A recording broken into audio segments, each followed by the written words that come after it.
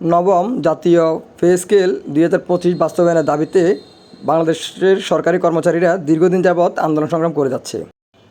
আন্দোলন পরবর্তী pay scale নিয়ে আপডেট দিচ্ছেন মাননীয় সচিব মহোদয়।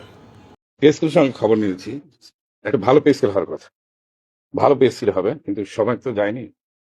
তবে এটা তো সত্যি যে সরকারের আসলে তো টাকা পয়সা কিছু নাই, সব টাকা তো বাইরেই পাচার হয়ে গেছে, দেশে তো টাকাই নেই। মানে আর যদি 6টা মাস মানে আগে সরকার থাকতো, বিশেষ করে আমরা যারা পেনশনে চলে গেছিলাম, আমরা তো ভিক্ষা করা ছাড়া উপায় থাকতো না। কারণ আমাদের পেনশনের টাকা আছে ব্যাংকে, আমরা সেটা প্রফিট দিয়ে চলি। তো ব্যাংক তো বন্ধ হয়ে যেত, ব্যাংক তো আপনার যে আর 6টা মাস থাকতো ব্যাংক। মানে আমি এই গত সরকারের একজন সমর্থক কদিন আগে কথা ছিল, তো তারা এই সরকারের সমালোচনা করতেছিল যে ইকোনমি বলা হচ্ছে ডেভেলপ করেছে, তারপরে মুদ্রাস্ফীতি কমে গেছে, ডলার রিজার্ভ বেড়েছে, বাংলা ব্যাংকের রিজার্ভ বেড়েছে, কিন্তু ইনভেস্টমেন্ট তো হচ্ছে না। তা আমি বললাম যে ভাই, আমি সব স্বীকার করলাম, কিন্তু গত 5ই আগস্টের সময় যদি আর 6টা মাস যদি সরকার থাকতো, তখনকার অবস্থা তো তুমি জানো কি হতো। তুমি বলো তখন আর 6টা মাস থেকে সরকার নিজেই পড়ে যেত, আন্দোলনও লাগতো না। আসলে তো সরকার টাকা পয়সা দেশে রাখেনি।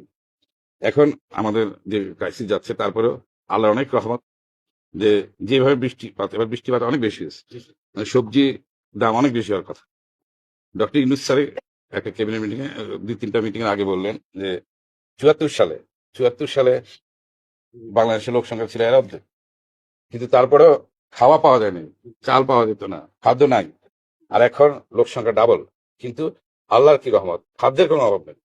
এখন যেগুলো হচ্ছে, আমরা ভালো মানুষ না, আমরা সিন্ডিকেট করি, আমরা একদিনে বেশি লাভ করতে চাই।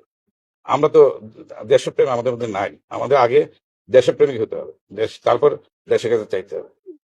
আপনাদের কাছে অনুরোধ, আপনারা যারা সচিবালয় বা বিভিন্ন অধিদপ্তর, স্বাস্থ্য অধিদপ্তর বা অন্যান্য অধিদপ্তর আছে, আপনার একটা চাকরি আছে, আমার একটা চাকরি আছে, আমরা কম খেলেও আমরা বাঁচতে পারবো।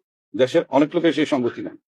আমি আমার কথা বলি, আমরা আমরা অনেক বঞ্চিত, বা আমরা কর্মচারীরাও অনেক কম বেতন পাই, সেসব সব সত্যি। কিন্তু আপনি চিন্তা করেন, অনেক বহু লোকের তো চাকরি নেই। আমাদের তো আসলে চাকরির ব্যবস্থা করা উচিত। এই যে ইয়াং লোকের সংখ্যা বেশি, কিন্তু তাদেরকে সেই পরিমাণ চাকরি আছে নাই। কিন্তু তাদেরকে যদি আমরা চাকরিতে ইয়ে করতে হতো, তারা খারাপ কাজ করবে না। তারা এই যে দেখেন, যারা জীবন দিচ্ছে, ওরা তো মৃত্যুর জন্য প্রস্তুত ছিল, এই ছেলেগুলো। তার মধ্যে 2-1জন ডিরেল হয়ে গেছে। আমি মনে করি যে বাধ্য হয়েছে, তার বাবার কোনো ইনকাম নাই, একটা গ্রামের গরিব ছেলে, সে পড়াশোনা করে ইউনিভার্সিটি ভর্তি দিতে পারছে, সে আন্দোলন করছে, সে দেখতেছে এখন আমার আন্দোলন করে আমাকে সবাই খুব বাহবা দিচ্ছে, কিন্তু আমার বাবার তো বা আমার ভাই বোনের খাওয়ার পয়সা নেই, বাসায় খাদ্য নেই। তো তার তো হয়তো কেউ অসুস্থ, তার চিকিৎসা করার ব্যবস্থা নেই। তো সে তো বাধ্য হয়ে, যে 2-একটা ঘটনা ঘটছে চাঁদাবাজি বা এটা, আমি কিন্তু খারাপ ভাবে দেখি না, যে সে বাধ্য হয়ে করছে কাজ। তাকে তো আমার সমাজ থেকে তাকে চাকরির ব্যবস্থা করা উচিত ছিল।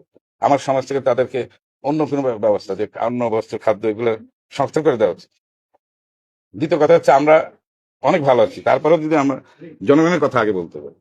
কারণ আমরা যে পর্যায়ে আছি, জনগণ, আমরা একটা সম্মানের পর্যায়ে আছি। আমরা একবেলা আধা বেলা কম খেলেও সেটা মানুষ দেখে না, কিন্তু মানুষ যখন আমরা পরিচয় দিই, আমি সচিবালয়ে কাজ করি, আমার যে পদে হোক, সচিবালয় একটা ছোট চাকরি করি, অথবা আমার পর্যায়ে তো আমি সিনিয়র সচিব, কিন্তু আমার আর্থিক অবস্থা অনেকের চেয়ে খারাপ, কিন্তু সম্মানটা কিন্তু আমার অনেক বেশি। আমার ভাবতে হবে যে আমার দেশের মানুষ কি খায়। আমরা ম্যাডাম কাছে এটা তো শিখছি, নিজের খাওয়া নিয়ে আমরা ভাবি না। উনি ভাবেন নাই, উনি তো দেশের মানুষের কথা ভাবছে। আমরা আগে বলতে হবে যে হ্যাঁ, আমার দেশের জন্য কোনটা ভালো, আমার জনগণের জন্য কোনটা ভালো, আমার জনগণ আরো কিভাবে ভালো করতে পারে, আরো কিভাবে ভালো খেতে পারে, আমরা সেটা বেশি করবো, নিজের কথাটা কম বলবো। 1 2 নম্বর হচ্ছে, আপনারা কোনো সময় বাইরে যাবেন না, আলোচনা করবেন, কারণ আপনারা তো আমাদের সাথে কাজ করেন। আপনারা কেন বাইরে যাবেন বা অন্যদের মতো ইয়ে করবেন? কারণ জনগণ কিন্তু আপনাদেরকে আগের মতো আস্থার জায়গায় আমরা নাই। আমাদের আস্থা কিন্তু একটু বসুক, বসে বলুক যে এই জিনিসটা সমস্যা আছে। আপনি স্যার এই দায়িত্বটা তো না, সেটা তো করতে পারবো, অবশ্যই স্যার, আমাকে কি সেটা করতে পারেন। আমার কথা হচ্ছে, আমরা যেটা আলোচনা করে করতে পারি, সেটাই সেটা আমরা কেন যাবো? এটা তো আমরা এখন উদার গণতন্ত্র বিশ্বাস করি। আমরা ওই কঠিন গণতন্ত্রে যাবো না, আমরা উদার গণতন্ত্র বিশ্বাস করতে হবে। শান্তি চাই, সবাই যেন শান্তি থাকে। আমি একে শান্তি থাকবো, আমি একে ভালো থাকবো তা না, আমরা সবাইকে নিয়ে ভালো থাকি, আমরা সবাইকে নিয়ে আমরা শান্তি থাকবো। আমি একা শান্তি থাকতে হবে, আমরা সেটা করতে কি করতে, সেটা কি সম্ভব?